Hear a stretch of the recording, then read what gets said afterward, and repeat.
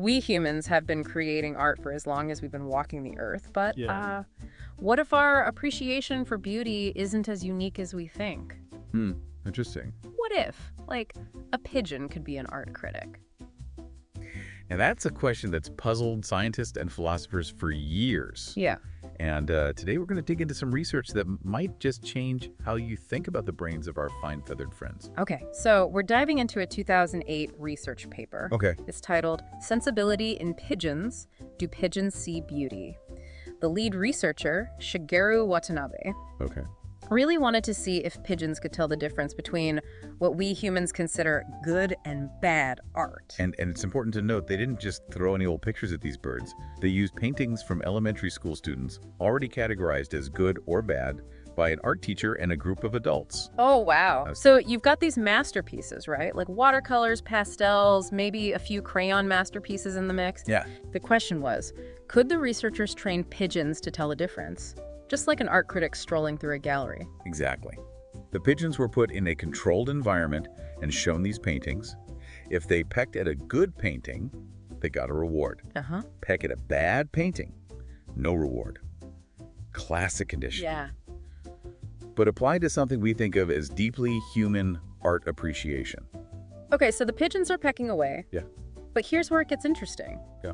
They actually started picking the good paintings more and more often. It's like they were developing their own little pigeon preferences in the art world. Which in itself is fascinating. Yeah. But were they just memorizing the specific paintings, or were they actually understanding something about what made them good? To figure that out, the researchers had a clever next step. Yeah, they brought in a whole new set of paintings the pigeons had never seen before. Still good and bad by human standards, but completely new images. Talk about a pop quiz. And the results were amazing.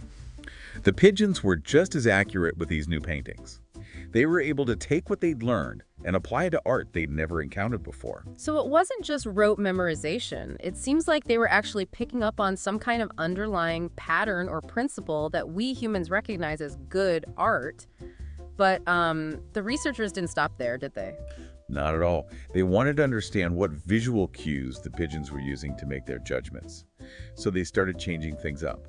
One test involved making the paintings smaller. Like shrinking the masterpieces down. Were they checking if the pigeons were just reacting to the size of the image itself? Exactly. If the pigeons were just going for the biggest splotch of color, making the painting smaller would throw them off. But that's not what happened at all, was it? Nope. The pigeons were unfazed. Big or small, they were still picking out the good art, suggesting they were focused on something other than just the size of the image. It's like they were saying, size doesn't matter when it comes to great art. But the researchers had another curveball up their sleeves. They showed the pigeons black and white versions of the paintings, basically taking color out of the equation. Remember, we're trying to figure out exactly how the pigeons are making these distinctions. This test was designed to see if color played a key role. And what did they find? Did the pigeons keep their art critic badges when color was out of the picture? Well, that's where things got interesting. Oh. Without color, the pigeons' accuracy took a nosedive. They were practically choosing at random. So color is key for our pigeon art connoisseurs. It seems so, which actually aligns with what we know about human vision and perception. Yeah. Color has a powerful effect on us too. Think about how a bright red can grab your attention, Right. or how certain colors can evoke specific moods. It makes you wonder if the pigeons are experiencing something similar, like they're having their own little emotional reactions to the colors in the paintings. It's a fascinating thought. But hold on, because the researchers had one more trick up their sleeves. Mosaic paintings. Mosaic paintings, like those intricate designs made up of tiny little pieces. What were they testing with that? Remember how we talked about the pigeons potentially picking up on patterns in composition? Yeah. Well, by turning the paintings into mosaics, the researchers could control the level of detail. Okay. They could make the images more or less pixelated, if you will. So by removing details, they were seeing if the pigeons were just reacting to the overall shapes and colors, or if they were actually picking up on the finer points of the composition. Exactly. And this is where we start to see just how nuanced their visual processing might be. As the pixelation increased, meaning the images became less detailed, the pigeons' accuracy gradually declined. So they were struggling to judge the good from the bad when the fine details were gone. Precisely. It suggests that while color is crucial, They were also paying attention to the arrangement of elements, the patterns, the overall way the image was put together, just like a human art critic might analyze brushstrokes and composition. Wow, that's remarkable.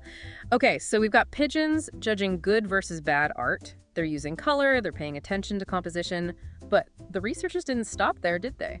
Not at all. They wanted to see if the pigeons could go even deeper into the art world. Okay. Instead of just good or bad, could they distinguish between different artistic styles? Oh, I like where this is going. Did they, like, bring out the Picassos and Monets? Well, not quite. They kept it a little more elementary school. They trained the pigeons to distinguish between watercolors and pastels. Okay, interesting. So not just about the overall aesthetic, but could they pick up on the subtle differences in the mediums used? Exactly. And remarkably, the pigeons aced this test too. They learned to differentiate between watercolors and pastels, even with new paintings they hadn't seen before. It's like they were picking up on the texture, the brush strokes, the way the paint interacted with the paper. And just like with the previous experiments, the researchers tested if the pigeons were thrown off by size. They showed them smaller versions of the watercolors and pastels. Man. The pigeons didn't flinch. Size didn't matter. They were zeroing in on something inherent to the style itself. Amazing. But I bet you can guess what happened when they took away the color information. I think I can. Did their accuracy plummet again? You bet. Just like before, removing color significantly hampered their ability to tell a watercolor from a pastel. It makes you wonder, though, if they had been exposed to a wider variety of artistic mediums, would they have developed different strategies for telling them apart? You mean like if they had grown up in the Louvre, surrounded by oils and charcoals and sculptures, would their pigeon brains have developed different artistic priorities? Exactly. Perhaps in those cases, texture or form would have become more important than color. Okay, so we've established that pigeons are far more visually sophisticated than most of us would guess. They're not just pecking at random, they're making judgments that align with our own ideas of aesthetics. But what does it all mean? That's the million-dollar question, isn't it?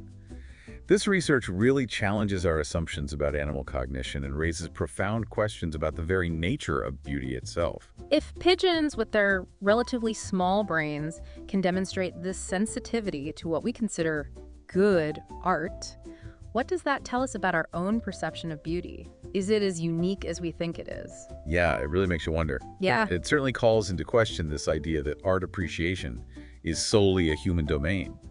We often think of aesthetics as this high-level cognitive function. But here we have pigeons demonstrating an ability to make judgments that align with our own. It's humbling, to say the least. It really makes you wonder about the evolutionary roots of all this. What possible, advantage could there be for a pigeon to differentiate between a good and a bad painting? Did their ancestors gather around cave paintings back in the day critiquing the brushstrokes? It's a funny thought, but it's more likely that this artistic sensibility is a byproduct of something else. Pigeons have incredible visual systems, honed over millions of years to help them survive. Right. They need to be able to make fine visual distinctions for things like To survive.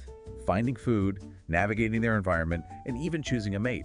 So their good taste in art might just be a happy accident, a side effect of having amazing eyesight. Exactly. But that doesn't make it any less remarkable.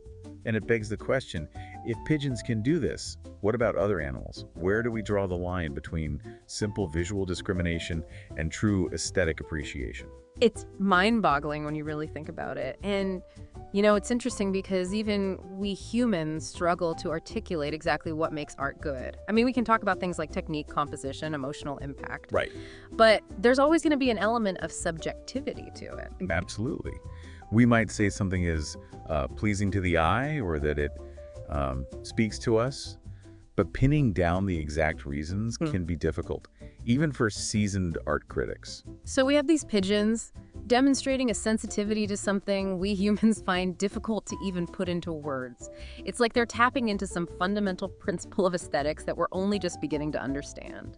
And that's the beauty of scientific inquiry, isn't it? It challenges our assumptions, expands our understanding of the world, and often leads to more questions than answers. This research certainly does that. It makes you look at those pigeons pecking around in the park in a whole new light. It really does. There's so much more to animal cognition than we often give them credit for. And who knows? Maybe somewhere out there, there's a pigeon with a beret and a sketchbook, ready to shake up the art world as we know it. Now, wouldn't that be something? This deep dive has given us a lot to think about. Next time you're admiring a work of art, you might want to consider, Is it just you, or does that pigeon over there look like it has an opinion on the brushstrokes, too?